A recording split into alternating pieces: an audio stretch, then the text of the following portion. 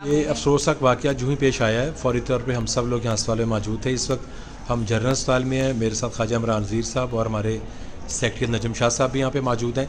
और जो ज़ख्मी थे, चूँकि हम मौके पे पहुँच गए थे, हम करीबी थे, तो ज़ख्मियों की हमारे सामने आमद होती रही है।